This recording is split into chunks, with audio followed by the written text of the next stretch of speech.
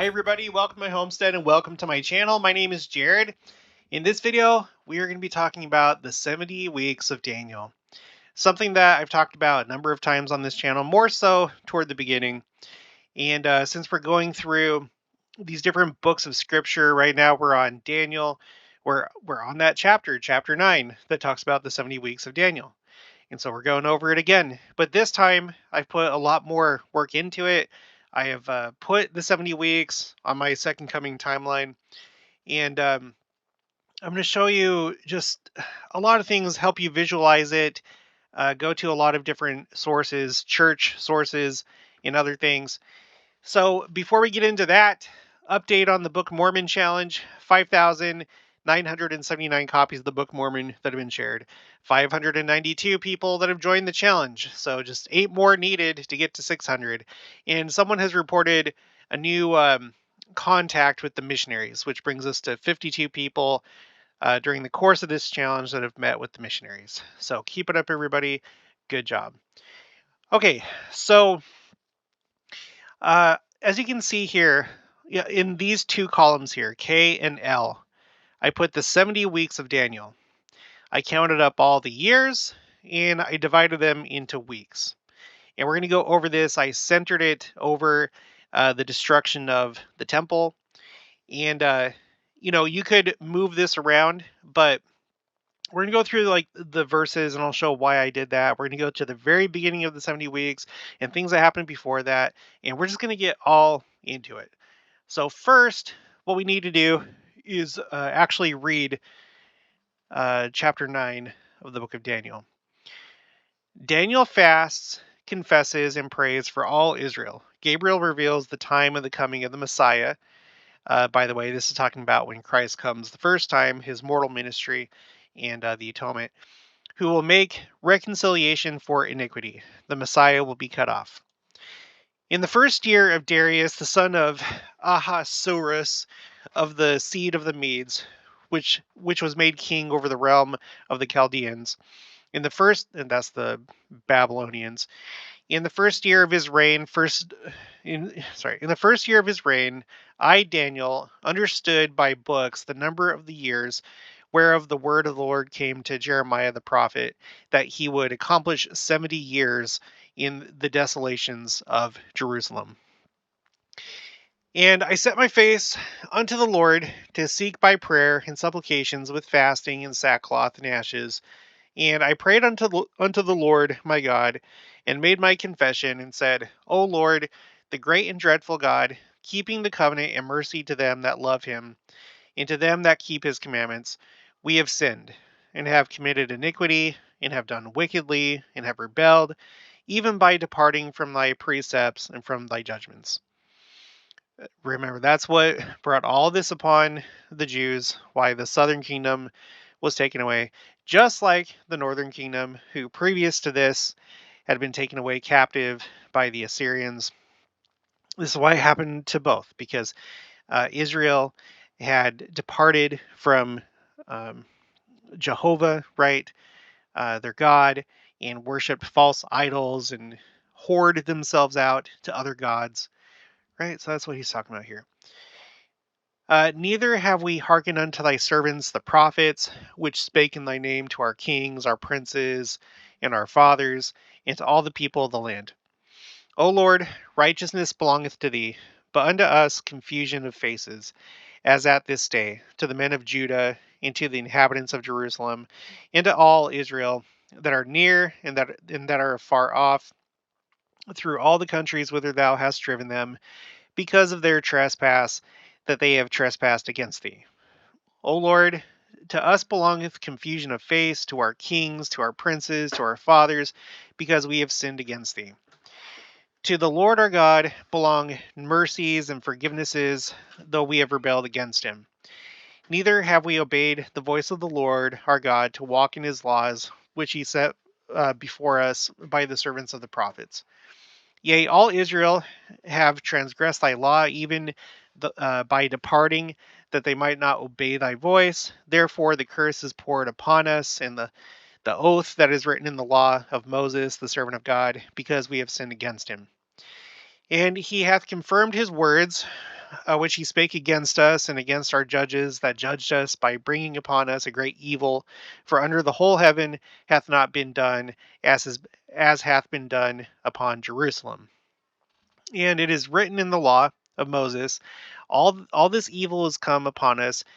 Yet made we not our prayer before the Lord our God, that we might turn from our iniquities and understand thy truth. Therefore hath the Lord watched upon the evil and brought it upon us. For the Lord our God is righteous in all his works which he doeth, for we obeyed not his voice. And now, O Lord our God, that hast brought thy people forth out of the land of Egypt with a mighty hand, and hast gotten thee renown, as at this day we have sinned, we have done wickedly. O Lord, according to all thy righteousness, I beseech thee, let thine anger and thy fury be turned away from thy city Jerusalem, thy holy mountain, because of our sins and for the iniquities of our fathers. Jerusalem and thy people are become a reproach to all that are about us. Now therefore, O our God, hear the prayer of thy servant and his supplications, and cause thy face to shine upon thy sanctuary that is desolate. Right, the temple. Bring it back, please, for the Lord's sake. O my God, incline thine ear and hear, open thine eyes and behold our desolations, and the city which is called by thy name. For we do not present our supplications before thee for our righteousnesses, but for thy great mercies. O Lord, hear. O Lord, forgive. O Lord, hearken and do. Defer not for thine own sake. O my God, for thy city and thy people are called by thy name. So, geez, it's a big prayer for please. Okay, we realize that we did wrong, and you are just. We shouldn't have done that. Please remember the covenant. Please let us go back, and we're gonna fix this. Okay, the next paragraph and verse 20.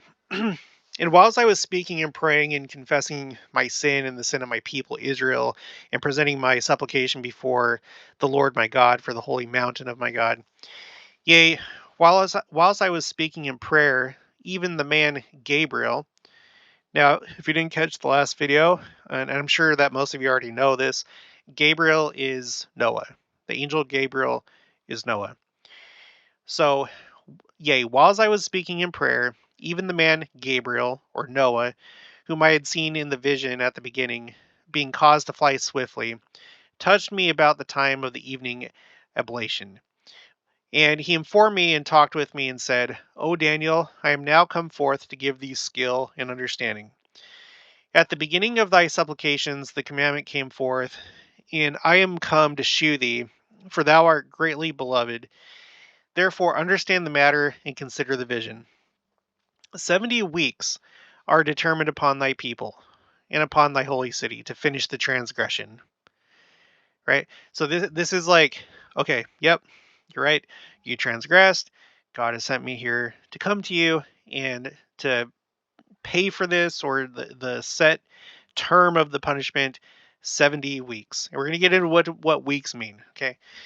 And to make an end of sins, and to make reconciliation for iniquity, and to bring in everlasting righteousness, and to seal up the vision and prophecy, and to anoint the most holy.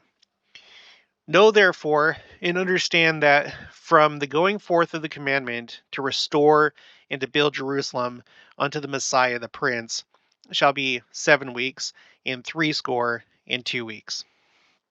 So that's 60. uh, so 60 is 60 plus 7. That's 67, and then add 2 more weeks. That's 69 weeks. The street shall be built again, and the wall even in troublous times. And after 62 weeks, so after 62 weeks, shall Messiah be cut off.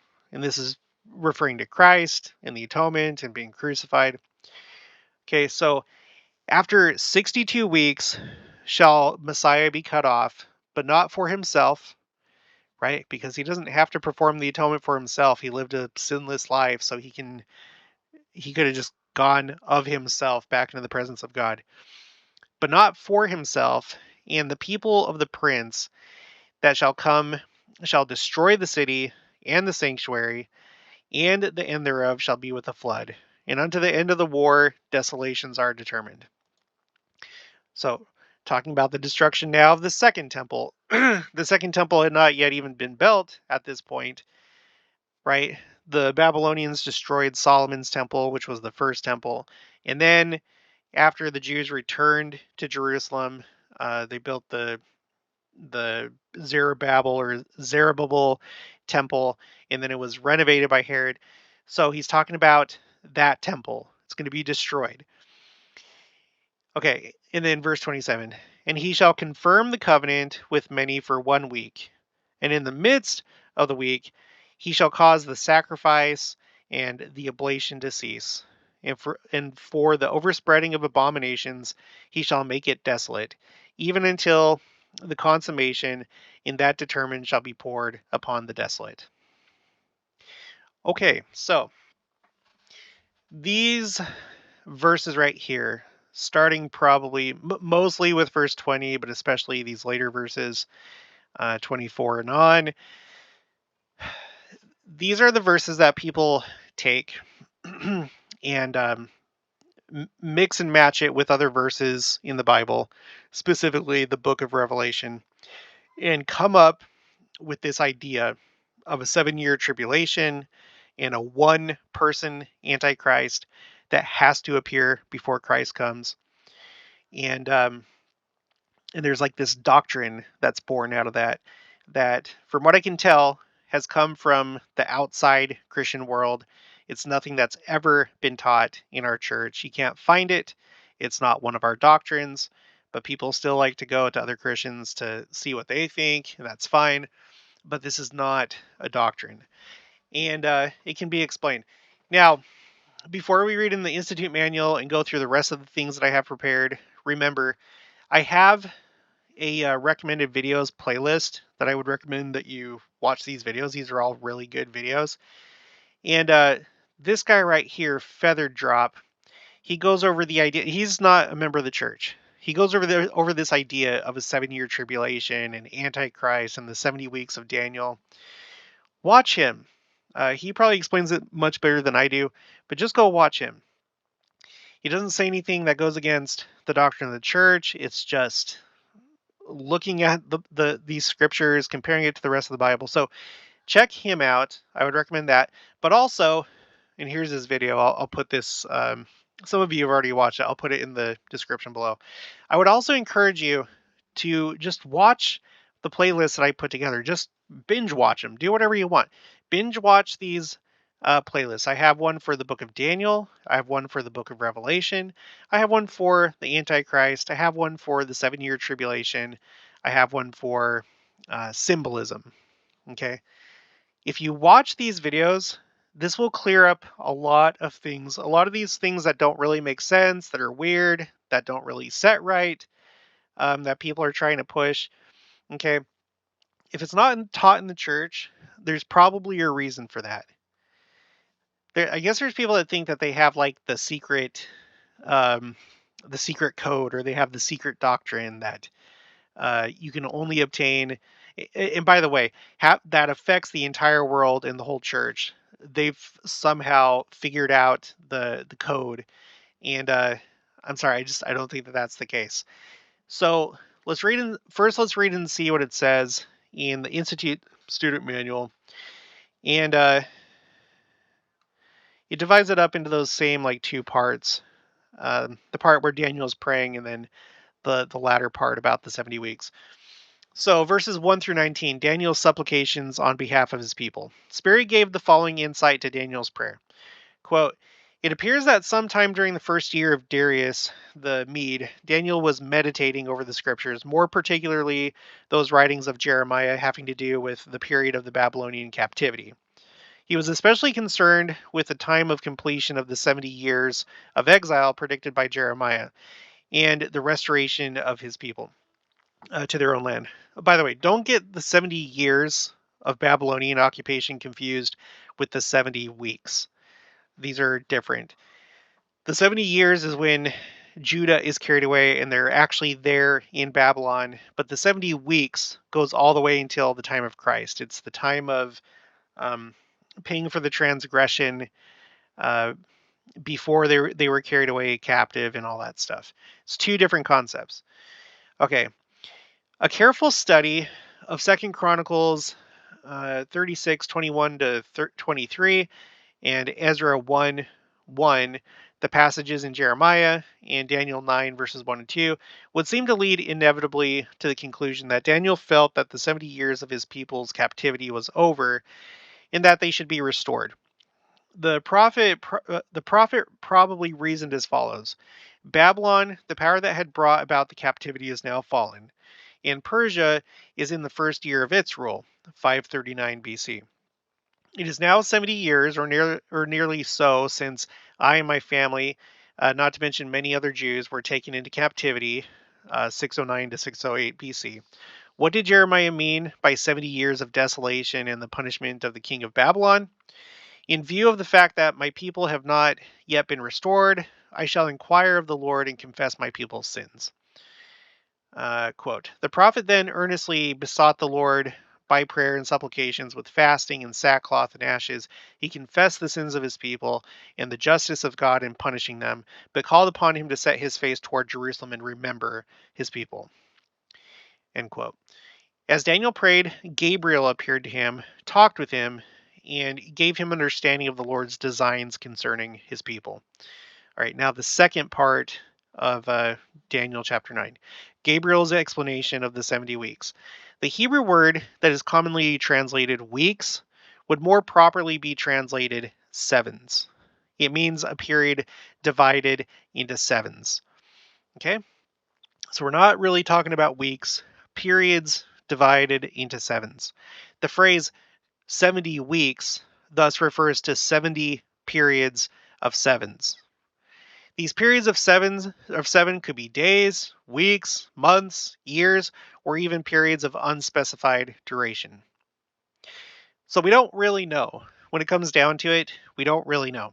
But continuing.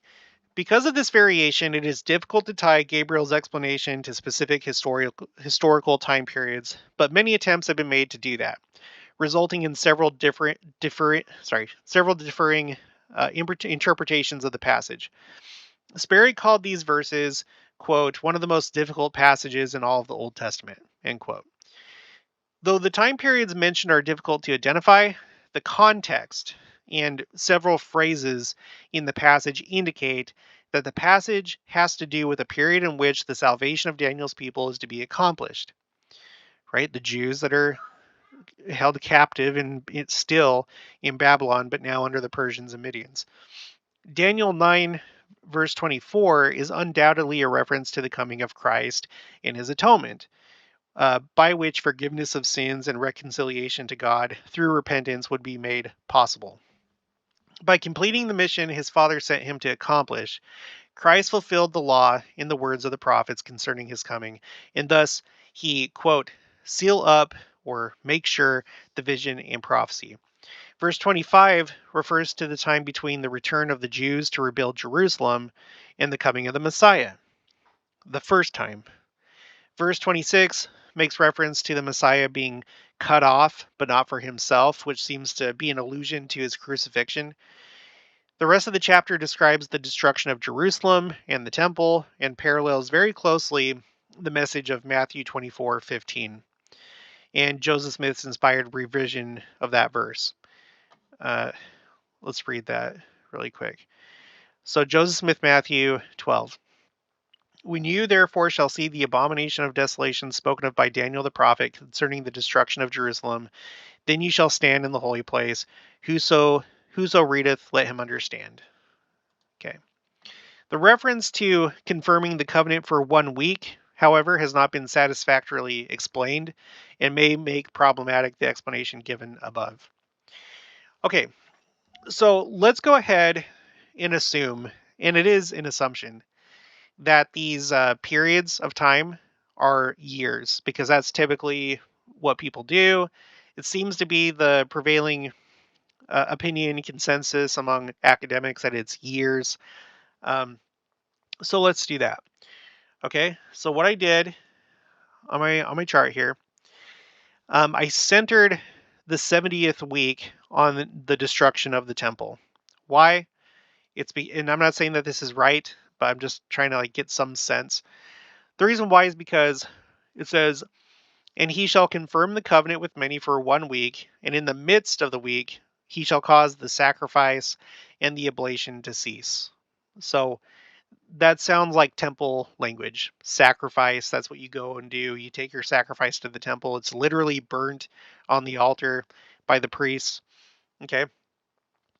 Um, and then it talks about abominations and making desolate. That sounds like the abomination of desolation. It's like that same type of language, which is the destruction of Jerusalem. That's the abomination of desolation. Okay. So I just said, okay, so let's just center it right here, year 487 out of the 490 years that comprise the 70 weeks. So, in other words, in case you didn't get it, every 7 years is like a week. Okay, if we're interpreting this correctly, then every 7 years is like a week. So 7 times 70 is 490. You see this right here? 490. So let's go back in time. Okay, and it's still here. I have it color coded, so because you basically have the three sections. You have the first, what was it, 62 years, and then for that, um, you have the next 7 years, 7 weeks. I mean, and then the last week. Okay, so first you have to go all the way back before that to the Babylonian captivity. So 586 BC. Okay. And then the Jews are with the Babylonians. And then here come the Persians starting in 550. And then in 538, that's when King Cyrus allows the Jews to return to Jerusalem. So it's basically the end of the Babylonian captivity. And this period right here, from here for quite a while afterwards, is referred to as the return to Zion. Okay. If you go to My Jewish Learning, Ancient Jewish History, The Return to Zion, the years 538 to 142 BC. You can find it other places too. It talks about it in Wikipedia and then other places. Okay, the Return to Zion, because it's not like once that decree goes forth, everyone just like gets up and goes back. It's a long process. Uh, you've been in Babylon for so many years. You've established a business, a life. In fact, a lot of people didn't want to return to Jerusalem because Babylon was essentially the height of civilization. It was a nice place. It wasn't backwards materially like Palestine and Jerusalem. Well, not Palestine, but that the area of Jerusalem would have been. It was the height of culture and technology and stuff like that. So yeah, it'd probably be hard to be like, okay, you can go back, and then where you're going back to is a junky area. So a lot of Jews stayed in Babylon, and then those that did return, it was done in waves and just kind of onesies and twosies and stuff like that. According to this, it says, following the decree by the Persian king Cyrus, conqueror of Babylon, the Babylonian Empire, some 50,000 Jews set out on the first return to the land of Israel, led by Zerubbabel, uh, the name by which the Second Temple is called, right? A descendant of the house of David. Less than a century later, see that, less than a century, but almost a century. Less than a century later, the second return was led by Ezra, the scribe. Over the next 4 centuries, the Jews knew varying degrees of self-rule under Persian and later Hellenistic overlordship. You can go to the churches. I refer to this from time to time if I still have it up. I thought I did. I guess not. Let me look it up. LDS Old Testament timeline. Let's go to this. Okay, so here you see the Babylonian captivity, and then you see 1, 2, 3 like main returns of Jews to Judea, right, and to Jerusalem. So this is important to know that it's a process that took a long time. All right. Okay, so the Jews start to return to the land, referred to as the return to Zion. From what I could tell, it seems like the consensus is that, at least by secular sources, not so much Jewish sources, but secular sources, is that the construction of the Second Temple was complete in the year 515, but the year that the walls were complete. Okay, why am I saying walls? Because we just, okay. So this is Gabriel speaking. Now, therefore, and understand that from the going forth of the command to restore and to build Jerusalem unto the Messiah the Prince shall be 7 weeks and 62 weeks. The street shall be built again, and the wall, even in troublous times. So, if you're trying to look for when was the wall rebuilt, well, according to Britannica and other sources, it says they say about 444 BC. And I have a quote here. About 444 BCE, Nehemiah journeyed to Jerusalem and aroused the people there to the necessity of repopulating the city and rebuilding its walls. So, sometime after this, and that's probably something that took a while too. You don't just like, without modern machinery, and even if you did have modern machinery, it's not really a quick process to, to, to rebuild walls of an entire city. Even if it's small. Okay, so sometime after this.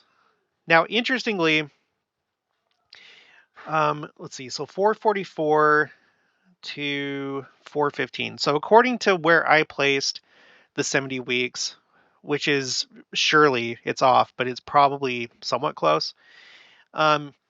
Is about 40 years, or sorry, 30 years about.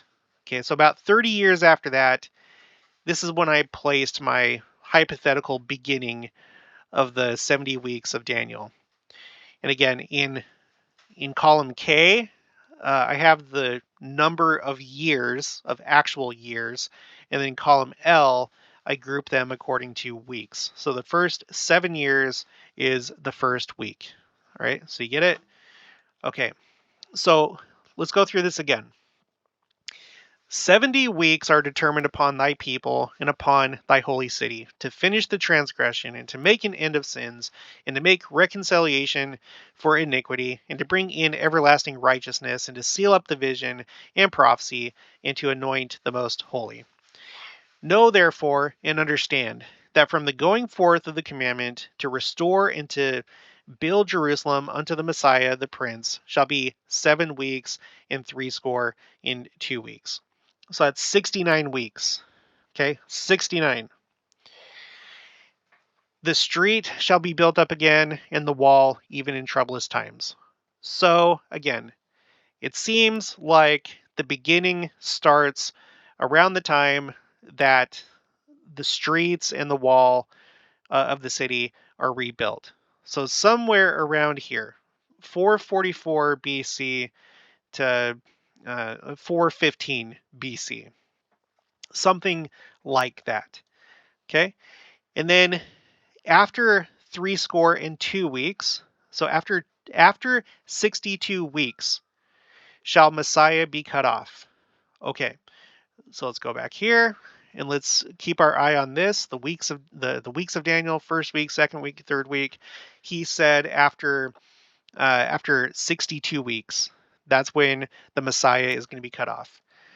All right, so let's find the 62nd week all the way in the heck up here.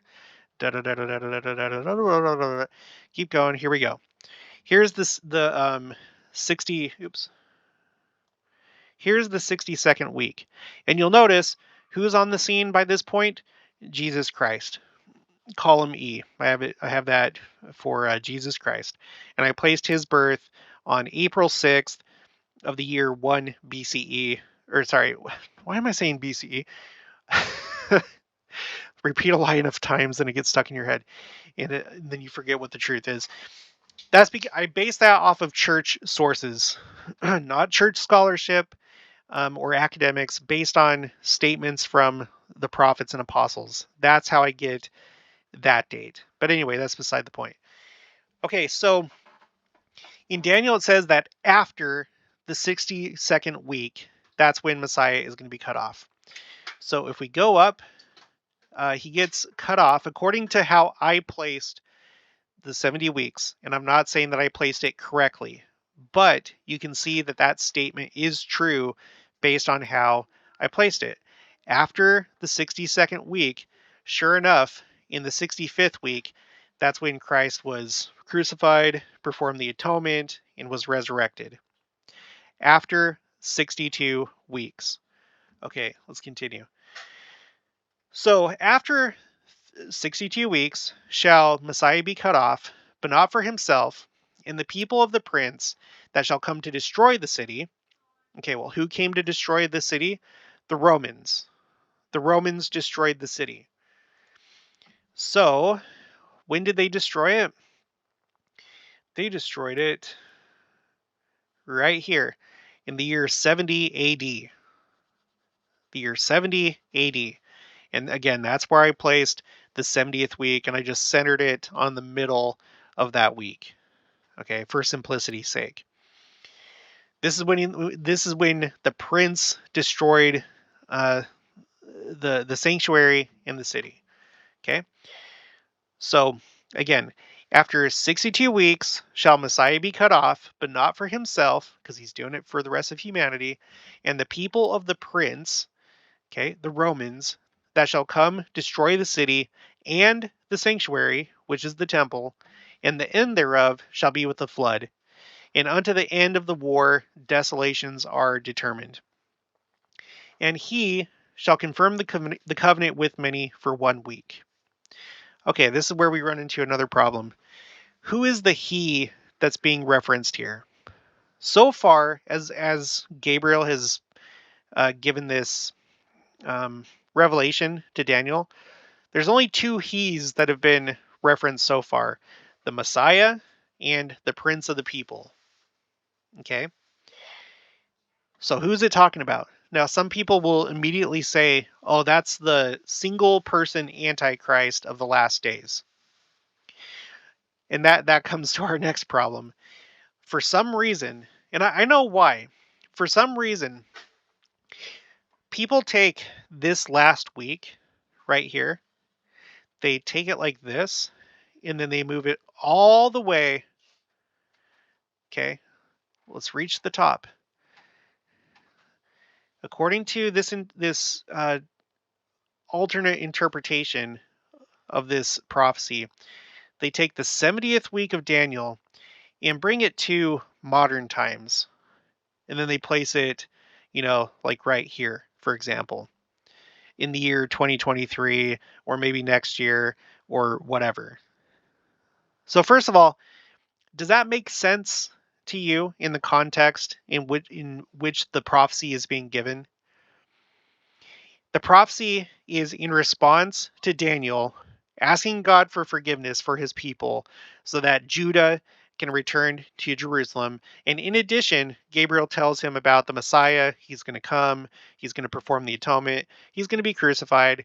That's going to happen.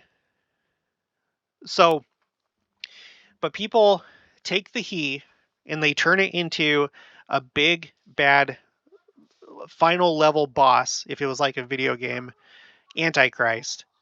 And they say, okay, what has to happen is at some point we're going to be in the 70th week of Daniel, detached by about 2,000 years. We're going to be in the 70th week of Daniel, and in the middle of this week, that's when the big bad Antichrist is going to come and do all the rest of this stuff.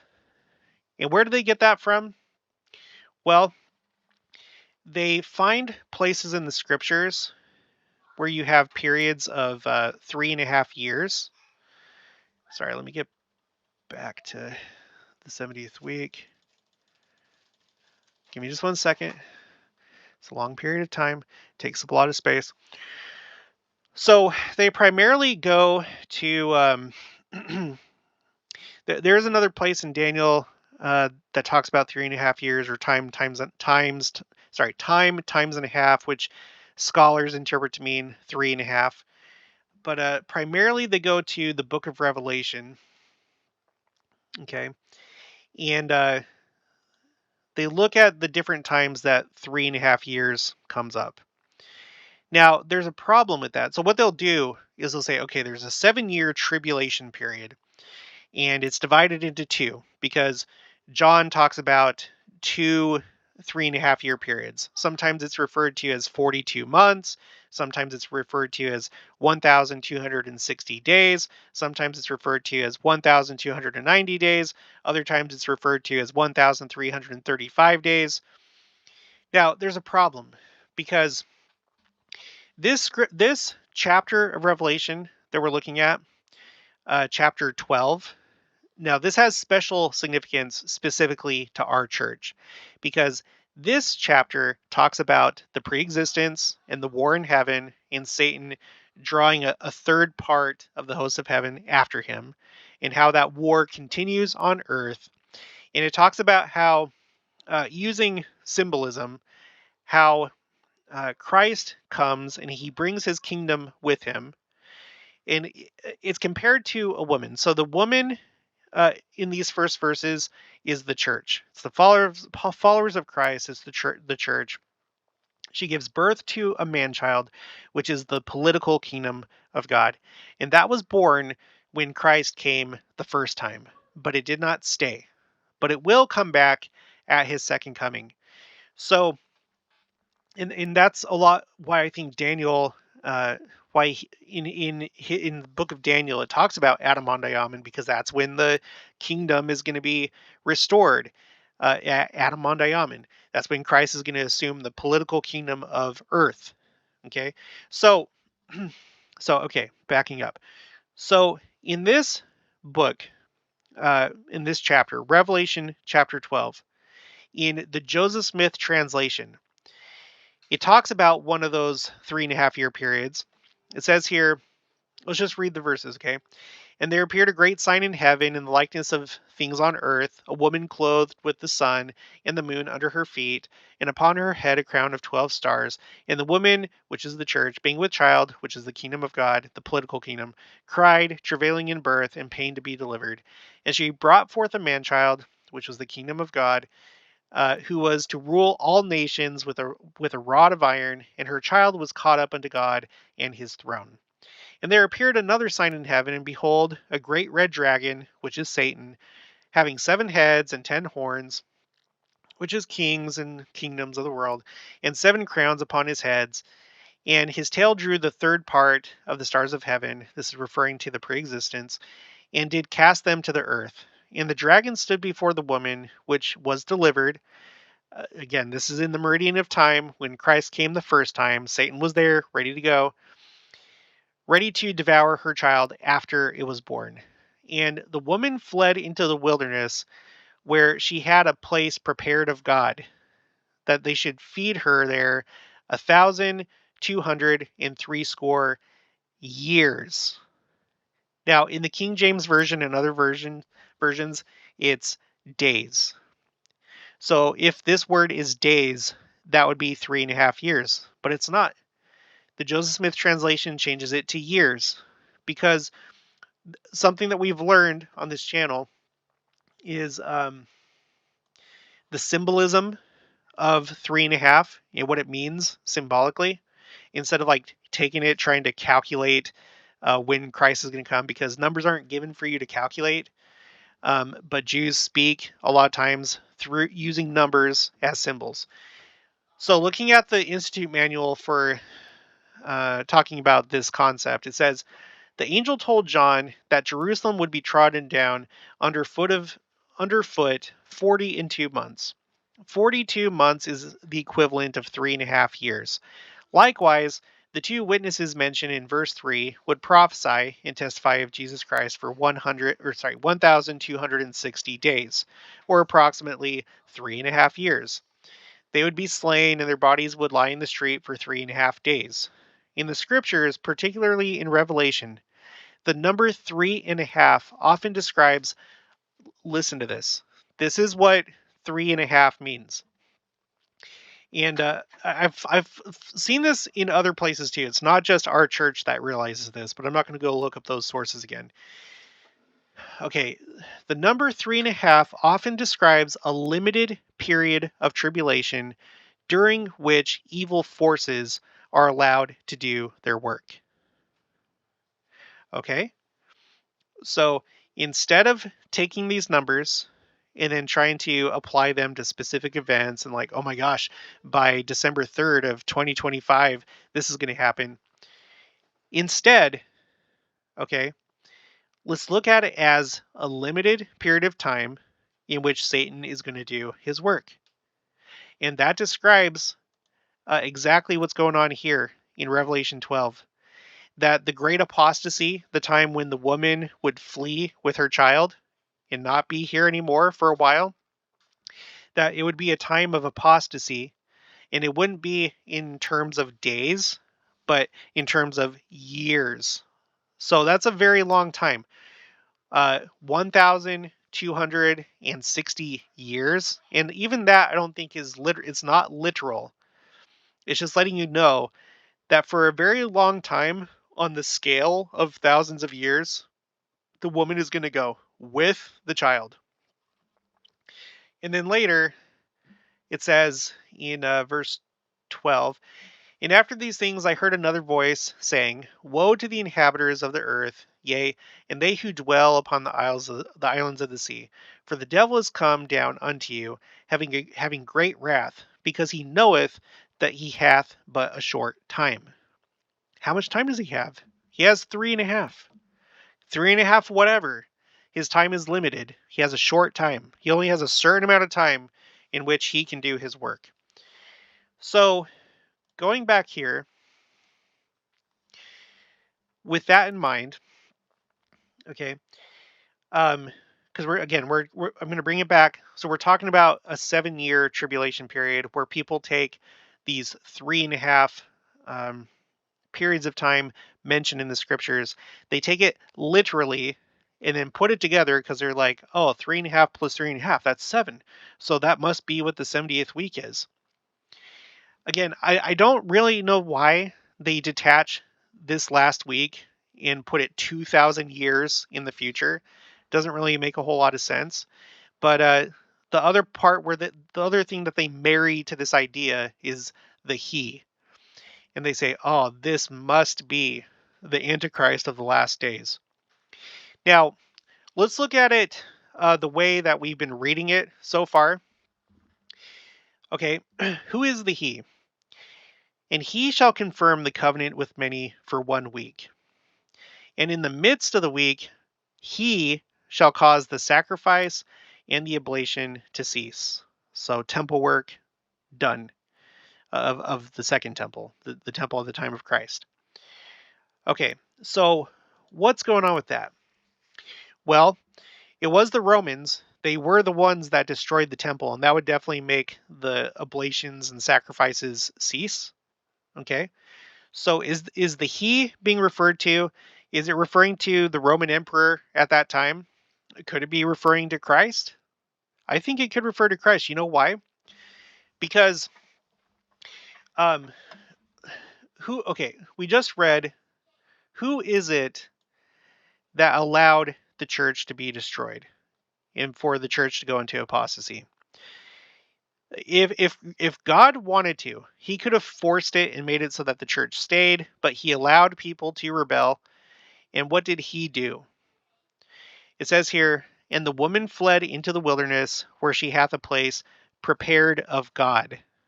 He prepared a place where the keys, the priesthood keys, and we've gone over this. We've talked about who holds the keys, that Adam is essentially the one that directs. He's the one that ultimately has stewardship over the priesthood keys. And whenever they come to earth, even though they may come from Peter, James, and John, they may come from Moses, whoever, it's under Adam's authority, Michael's authority. Okay? So God allowed, because of transgression and rejection and wickedness, he allowed for the keys to be hidden, to be taken back to a place where they're safe, and allow Satan to do his thing for his limited period of time. It also says, I think I have more. Let's see. Therefore, rejoice, ye heavens, and ye that dwell in them. Woe be to the inhabitants of the earth and of the sea, for the devil is come down unto you, having great wrath, because he knoweth that he hath but a short time. And when the dragon saw that he was cast into the earth, he persecuted the woman which brought forth the man child. Okay. Oh, that okay. I got to go to the Joseph Smith translation because I think there was more here. Wherefore, the woman were given 2 wings of a great eagle, that she might flee into the wilderness. God gave her away, the church, the priesthood keys, to flee, to be preserved for a later time, into her place where she was nourished for a time and times and half a time from the face of the serpent. Therefore the dragon was wroth with the woman, and went to make war with the remnant of her seed, which keep the commandments of God and have the testimony of Jesus Christ. So when we're reading this, okay, let's do it again. After 62 weeks shall Messiah be cut off, but not for himself. And the people of the prince, the Romans, that shall come to destroy the city and the sanctuary, and the end thereof shall be with a flood, and unto the end of the war desolations are determined. Yeah, the abomination of desolation. And now this could apply to either one. Maybe it's meant to apply to both. Maybe it's meant to be both those who are doing the persecuting, the Romans, and those that are wicked, as well as Christ, who allows for it to happen. And he shall confirm the covenant with many for 1 week, and in the midst of the week he shall cause the sacrifice and the oblation to cease, the temple to be destroyed. And when it comes to confirming the covenant, what I always hear, just incessantly, when you go to different Christian eschatological YouTubers and stuff like this, non-stop speculation about, oh my gosh, it's the G7, it's the G20, it's the Bilderbergers, it's whatever, it's this new accord, this new alliance, this new whatever, that's taking place. They're always like pointing to these like political stories where they're like, oh, see, the Antichrist, he is making a covenant, and then what he's going to do, he's going to build the temple in Jerusalem, and then he's going to sit in the temple and pretend to be God because they tie it into other scriptures. How about instead of all that? How about instead of that? How about we look at this and we say, okay, so the temple in Jerusalem was destroyed in 70 AD, which, based on what we've seen, matches up pretty nicely with where I placed the 70 weeks, both with when the wall was restored and with Christ coming after 62 weeks, coming in the 75th week, if I put this right. Okay, so Christ is crucified, right? Resurrected. He leaves. For a time after that, you have the apostles that are still here. James was martyred in the year 44. Peter and Paul martyred. It seems like what everyone agrees on, from what I can tell, they were martyred. Like Peter, for sure, it seems in the year 64 AD, and then they're not sure about Paul. It may have been 62, somewhere between 62 to 64 AD. And then I wasn't able to find a whole lot more about the other apostles. But think about Christ having come, establishing his church, right? Because this was a dispensation. Christ came, and during his lifetime, he established his church and brought the covenant with him, because we're talking about the Abrahamic covenant. Uh, Jesus Christ is kind of a big part of that. He established his church, he established his apostles, and they were confirming the covenant with many, right? People were getting baptized. People later were receiving the Holy Ghost after Christ's resurrection. It wasn't until Pentecost, but people were receiving the Holy Ghost, and Don't know exactly how long the other apostles were around, but I wouldn't be surprised if some of them lived through this 70th week right here, the time of the destruction of the temple. And probably during that time, all the way until they were all dead, all the apostles were dead, they were confirming the covenant with many. They were baptizing people, preaching the gospel, uh, doing what they were supposed to do. It's just that it was short lived. And then at some point, no one really knows how long, but at some point, all the priesthood keys were gone. They were all gone. All the apostles, it was all gone. And all you had left over were, unfortunately, those that were good, but also those that were corrupting the church. And then everybody was just left to their own devices. And the Roman Empire, through the process of time, adopted Christianity as its official religion.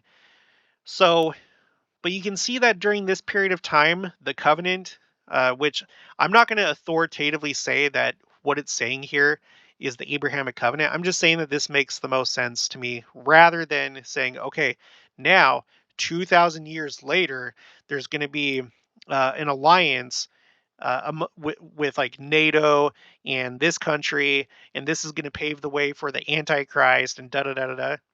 No, um, and there's nothing to confirm that at all, by the way, as far as like church leaders go.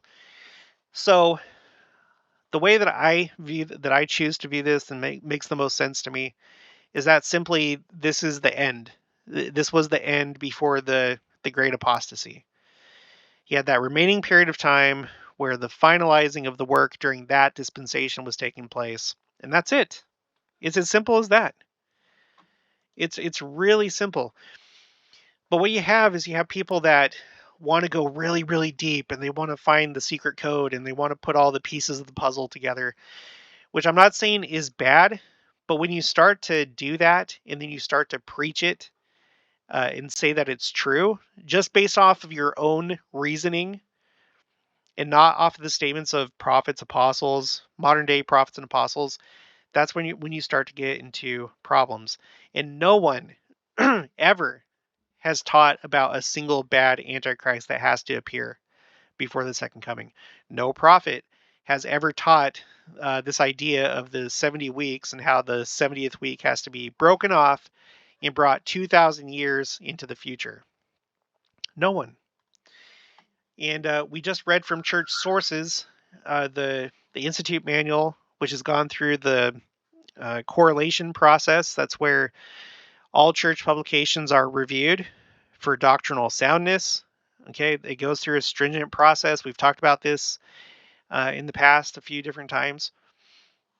So I'm going to stick with what it says here from a church source and also pay attention to the fact that no modern day prophet or apostle has ever taught these other things. And, if you want to adopt those things and think that that's probably the right way, fine. But it's not official, and you definitely shouldn't teach that it is. And that's exactly what some people are doing based on their own understanding. Let's see, was it? Oh, here's just another visual. This is the church's New Testament timeline. And it also doesn't really show when the other apostles were martyred or killed. All it has is the martyrdom of Stephen. We all know about that. That's where he saw God the Father and Christ at the right hand. It was an account in the New Testament that God the Father and Jesus Christ are two separate people, but okay, let's just ignore that. The martyrdom of Stephen, the martyrdom of James in 44 AD, and then the martyrdom of Peter and Paul. But all the other ones, it doesn't say anything about them. And then, of course, we know that John, he was he was translated just like the three Nephites, and he's been on the earth since that time. So during this blue period right here, under the title John, probably a lot of covenant making was taking place during that time. Baptisms and whatever else they were doing. I don't know if they were in any sort of way doing initiatories, endowments, sealings. That's something that's not very clear. But of course, that would be also confirming the covenant with people as they're receiving their priesthood ordinances. And yeah, but that didn't last for very long. So it all just kind of makes sense when you just put it on a timeline like this, and um, don't resort to spectacular things, because I know why people entertain those things. It's because it's exciting. It's like the same behavior as like getting excited about UFOs, or, and I'm not saying that those things aren't real, but I'm just pointing to um, the behavior of looking for the spectacular and thinking that you have the secret knowledge, that you figured it out, and the church leaders are not talking about it because it's meant for you to figure out about the Antichrist. It doesn't even make sense. It makes sense. That's not something that they would hide. We have all sorts of revelations and prophecies about the second coming that are spectacular, that are spectacular. There's no reason why it wouldn't be clear that there's going to be a one person Antichrist.